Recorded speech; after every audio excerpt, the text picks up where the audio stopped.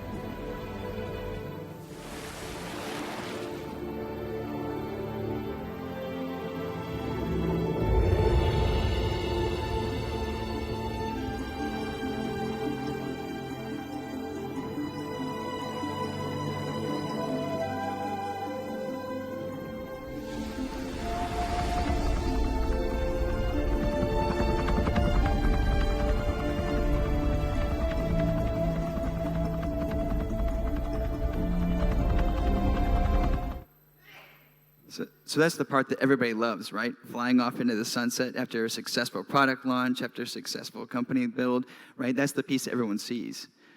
And the most important question for you is, okay, that was interesting. How does that apply to me, right? But to me, in every single problem, in every single solution, the most important part are the humans. I have a couple of great mentors in Silicon Valley, and they both told me, Curt, we run tech companies, but at most 40% of the company is technology. 60% are the humans that make up my company. 60% of the people that are the ones that are driving that technology. And so we're going to spend some time talking about how in the SEALs do we build those unstoppable teams. Because I get a chance to talk to you right now because SEALs are very popular because we've had recent success. But I joined the military in 1998. And so 3 years into my tour, we had abject failure.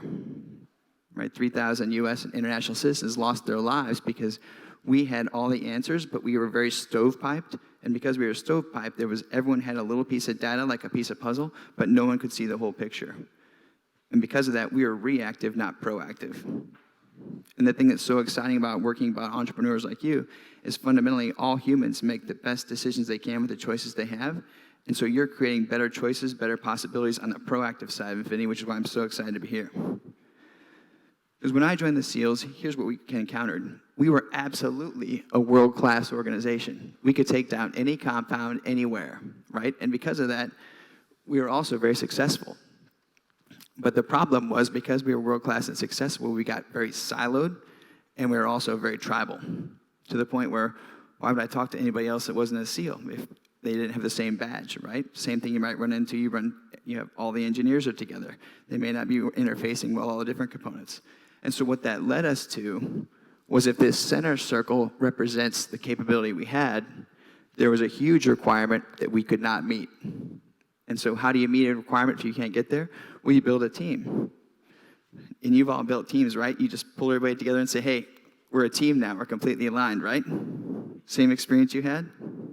Of course not, right? Because you don't have, for us, we're worse off than you. We didn't have any say about different foreign governments. We didn't have any control over the CIA, the State Department, because they were all independent. So we didn't have any of the tools that you have. We didn't have command of our team. We didn't control their incentives or their structure. But instead, what we had to do was learn to lead by influence. We had to learn to build unbeatable teams. And that was the fun part when you got to the point where now the product team, the sales team, the engineering team, when all of those, we call it the Star Wars bar. When we got everybody in the same room, one with the big ears, one with the long nose, one with the different component, that set the conditions where now we could do things we could have never done with just SEALs. People always ask, what's the most exciting thing you ever did? Was it jumping out of a plane at 25,000 feet? Was it diving under a ship? And it was none of those things. This is a picture of what it looks like when you get ready to board a helicopter at night in the desert. And the rotors are actually softer than the sand that hits it. And so as you're getting aboard the helicopter, you see this little ring of static electricity. So it's like little bioluminescence. And so you'll look at the person across the helicopter as you're boarding, and it's the thunder and the roar, and you can't say anything. I want you to do a quick head nod. And that head nod means my life and yours and mine. And that sets the conditions where every single night you said, Curt, can you take on anything that comes your way? Any competitor, any competition? Absolutely. You said, do you know how? Have no idea. Because it doesn't ride on these shoulders. It comes down to the fact that each person's going to do the best they can with the resources they have in that moment. And that's the exciting thing for us about building unbeatable teams. So today we're going to talk about how do you build that. And I'm going to show you 5 easy steps that I think are the crucial components to building those unbeatable teams. First being purpose, setting and aligning your team. Then you're going to build trust within the team. Next, faith. Then you'll switch into flow. And then finally, we're going to get to the fun part, centered execution, right? That limbic feeling where now you're skating not to where the puck is, but where the puck's going to be. So how do we do that? We'll start with purpose. Why does it matter? This is the interactive part of the discussion. Anybody?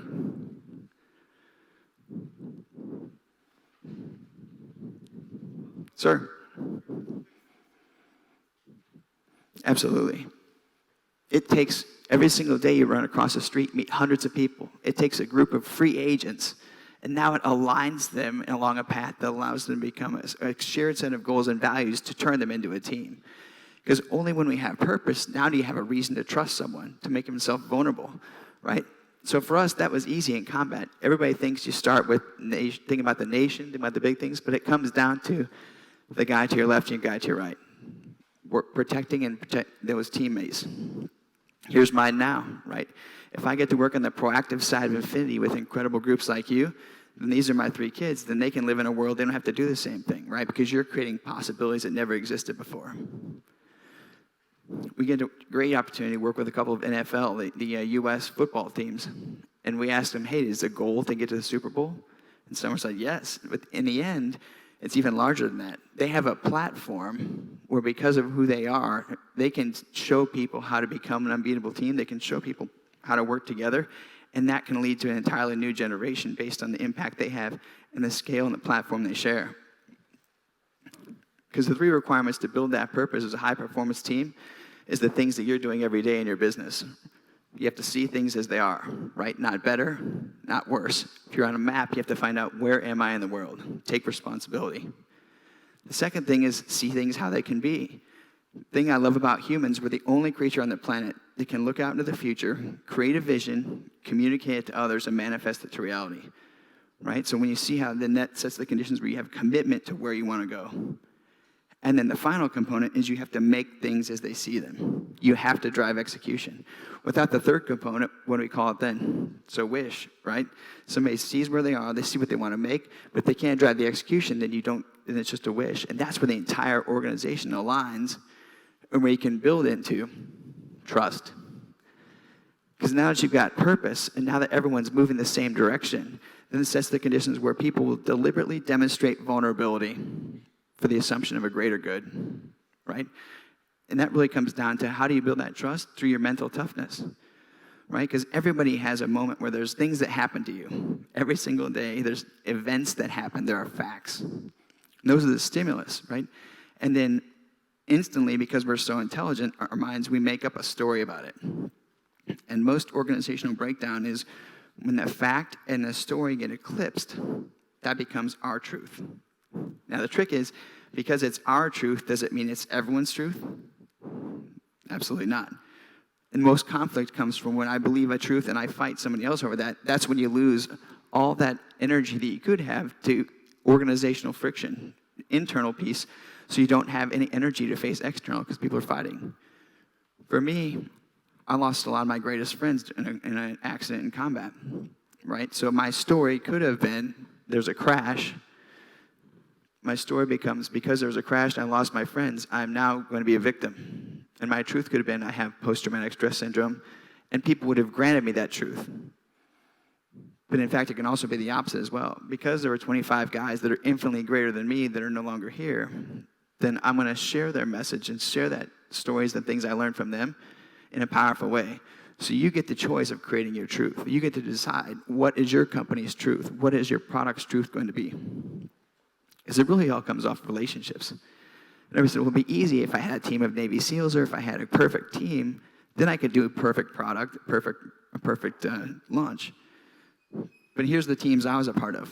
I was never part of perfect teams or perfect people, but I have been part of perfect teams, right? We're supposed to be out training. Instead, everybody's throwing smoke bombs and suspect number 4 over here, and instead doing Hollywood shots. Every individual has weaknesses. The fun part of a team is the weaknesses are compensated for by other people's strengths. And that's when you know your organization is going to start blasting through obstacles at an amazing level. Because you all just want one thing, right? You want result. But results come from what? Actions. Actions from commitments. And commitments from conversations. So this is interesting when I have conversations with people and they say, we don't have time for conversations. We don't have time for meetings. But in the end, the results you are or are not getting are a direct result of the conversations you are or not having. And those conversations are only as in-depth as the trust that each person has in those. Are you having a conversation that changes your organization, or are you having a conversation about the weather, right? And that's the fun piece that really leads you here. I'll show you, hey, leaders go first. Here's my life story. And if I were to ask anyone about, hey, if someone's at the summit, what's their life trajectory? They say, well, they were born, and their life was good, and their life got awesome, right? That's all your path. No challenges, no obstacles in the way. But if you individually look at your path, we all have peaks and valleys, right? And the fun piece about building those unbeatable teams is, okay, if I understand the highlights in someone's life and I can talk to them about those, they're going to love to talk about that all day. And if you look at the things they consider setbacks, well then, if I can help them with those problems, then it transforms, right? For me, I just graduated 1 of 1 from a tiny farm town, right? High school valedictorian, but then I was a plebe at the Naval Academy. And then they said, hey, think about home. You're never going to make it here.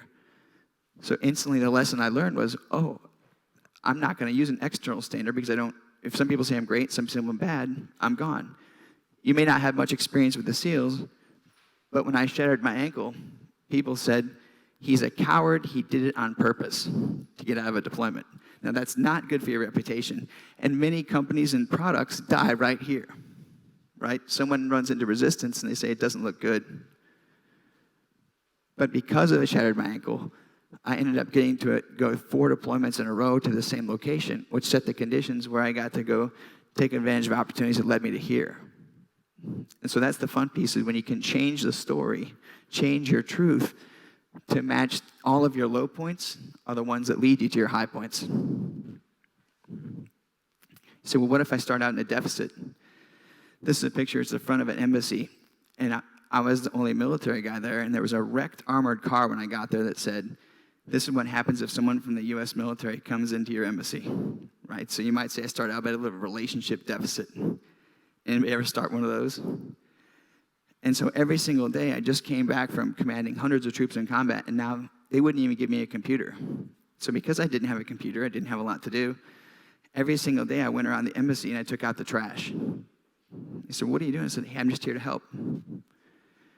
And by taking out the trash every day, I set the conditions that 2 weeks later, when there was an attack, they said, can you help us plan this counterterrorism strategy for our embassy? I said, yes, we do that in addition to taking out the trash. But we would have never gotten that opportunity had we not first built that trust. Because building that trust led us into a place where now we started to move into faith. Right? Because trust can still be transactional. I trust you do this, you do that. It's tit for tat. Right? When you move into that place of faith, the assurance of things hoped for, the conviction of things unseen, that's when now, I haven't seen you do this. I don't know how you're going to perform in this product launch. I don't know how we're going to build this company, but I'm going to have faith you're going to do it. And that sets the conditions where you can go to places where you've never been. You know, this is the picture that it looks just like this when you jump out of a C-17. So they pull the back door out, and it's just like jumping into a big screen TV.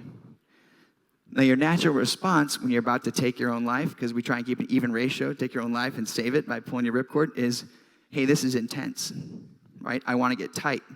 The human body, unfortunately, is not designed to fly very well. And so if I get tight, I become rigid like a potato chip. I have a good chance of falling onto my back. My parachute opens on my back, then it's a fatal accident, right? Whereas if I have faith in the parachute rigger, I have faith in the people that have built the parachute, then I can fall flat, dumb, and happy through the sky, open my parachute, and everything's fine, right? And so faith is that ability to overcome our initial response to getting tight to what happens in an engagement. And this is probably the one slide, if you take anything out of the presentation, how does that faith play out in success? So this is a picture of SEALs doing a room entry. So if I come into a room and I go left, I have a 45-degree area of responsibility. That's all that matters to me. Because I know when my friend comes in, he's going to go right. He takes this area, and the next two, vice versa. So if you ask, how do SEALs win every single night, hundreds of room entries, dozens of deployments over the course of years? This is it. Because we have, you're better at math than me, 1/8 the area to cover than somebody that's functioning as an individual. And so because of that, we're always a split second ahead. And the instant that I come into a room and I try and take on the whole room, we call it the fatal funnel, because you'll lose every time. If somebody else has their home court advantage and you're learning, you'll never get there. So how many times has your product been just behind? How many times has your company been just behind the competition, or you haven't gotten to where you needed to because you had your area of responsibility, but you didn't know if somebody else on the team was doing what they're supposed to do, right? So it set the conditions where you had a hesitancy or a reluctance that a lot prevented you from operating full out, which then pulls you into flow, right? Flow, first I'll give you the technical definition. Here's a lot of words, right? Flow is completely focused motivation. It's the mental state of operation you're personally performing. You've all touched it. What is it? It's when you're in the zone, right? You're doing that thing that you have so much passion for that you would absolutely do it at great cost yourself for free. And that's the piece. When people are in a place of faith where they feel protected, each member of your team can step into their superpower, right? Because the world, we don't believe, is competitive. Because if you each have an independent fingerprint and a unique signature, you also have a unique passion. And that unique passion leads you to do the thing that you become the best in the world at, and you've got that 10,000 hours, and that sets the conditions where you've got blue ocean strategy for your product or company, whatever you want to build. So what does flow look like? I'm going to show you a clip from the 2008 Beijing Olympics. And this race is the 4x100 relay. To set this up, at the point, the fastest swimmers in the world have already swum the first 3 legs. So you have one swimmer left. You have Jason Lezak. And the last 3 Olympics, they had lost their trial on the anchor leg. And so at this point, you'll see he's 1 leg behind, 1 body length behind. And if you listen to the announcers, that's typically what the rational people would say. They're saying, I just don't think he can do it, right? And they set expectations low because people don't want to be disappointed. But that's not this room. This room is like Jason. You'll see what he does in the event. Listen to how he processes, and they ask him in the interviews afterward, what were you thinking? And he said, never again. So you'll see the result.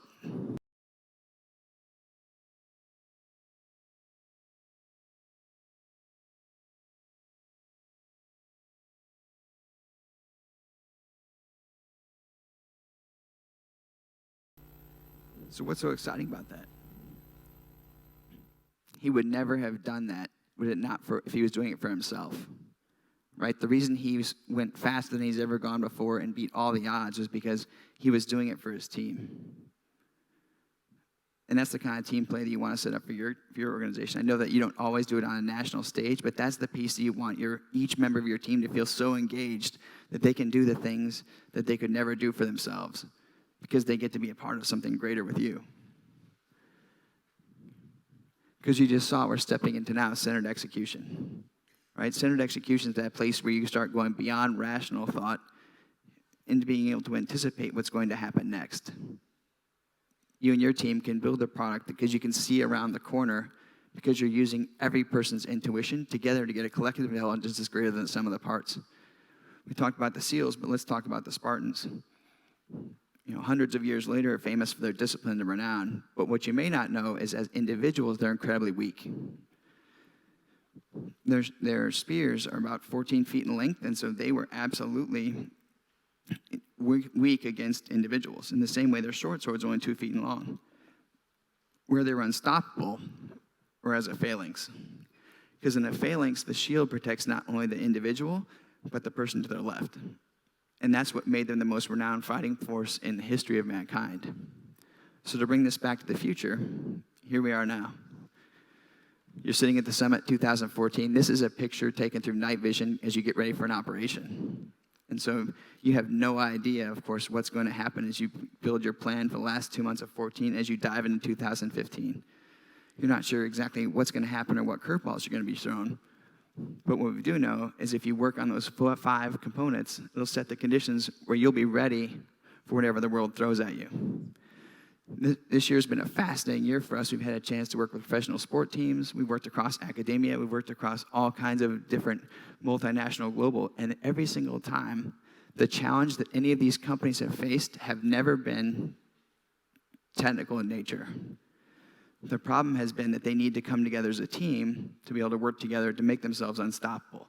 And so for the summit, what we've done, we set the conditions where we have taken our assessment and we put it online for summit users for free.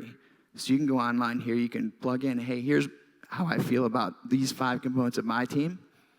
And so every single flat part you have on that wheel may be good now at 10 miles an hour, 20 miles an hour, 30 miles an hour. As you get to the point where you're going 100 miles an hour into 2015, that vibration is the piece that will tear you apart. And so if you fill out the questionnaire, it'll give you a complete readout of, hey, here's some of the challenges you may have in your team. And you can use those so you can focus and truly become, as Gandhi stated, you can be the change you want to see in the world. So thanks so much for your time.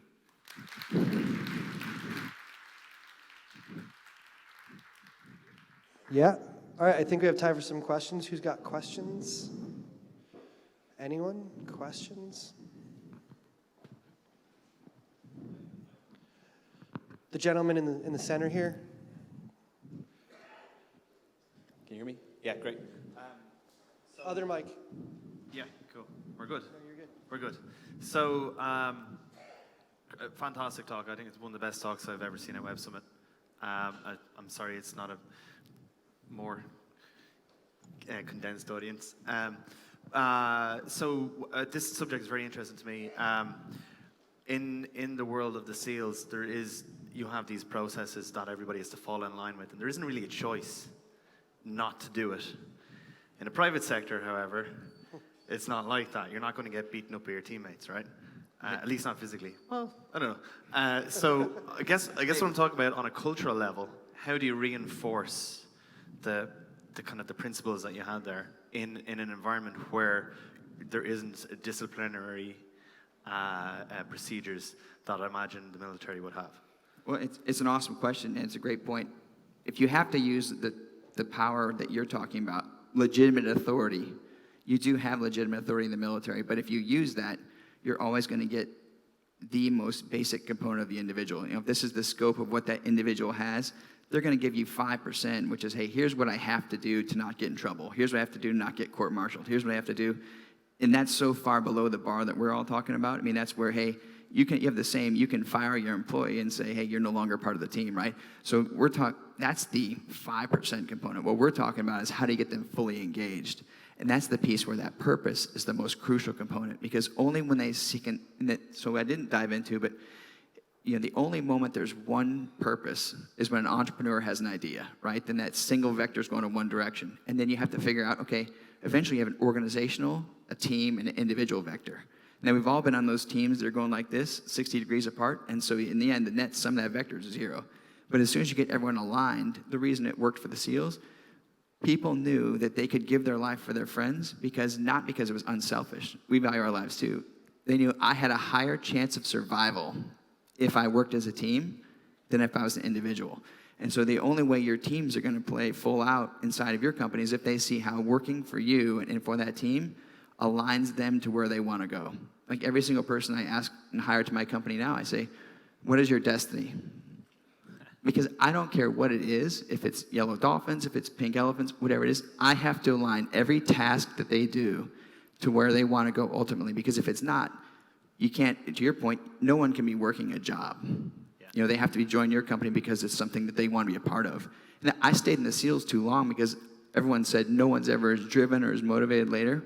I found that anytime you give people a purpose, they get that chance to be part of something larger than themselves, and they can change the game. And it's really the component of, are they laying bricks, are they building a wall, or are they building a cathedral? Because if they're building a cathedral, they can throw their whole self, and they can start to innovate and evolve. If I'm a leader that gives bad guidance, they go, what do you do? Well, I just put bricks here, right? And then you get that small component. Yes. So it's a great question. So it's like a sense of purpose instills an emotion, or it creates an emotional investment in the overall activity that people are doing. Absolutely. Yeah, it's very hard to let go of that emotional investment. I guess when you're emotionally invested in your life as well, you're very particular about not losing it in battles. So probably works out well. One quick one. Is there a quick question? Okay, we'll leave it go. Thanks very much. Round of applause. Thank for you. Curt Thanks, Cronin, Curt. please.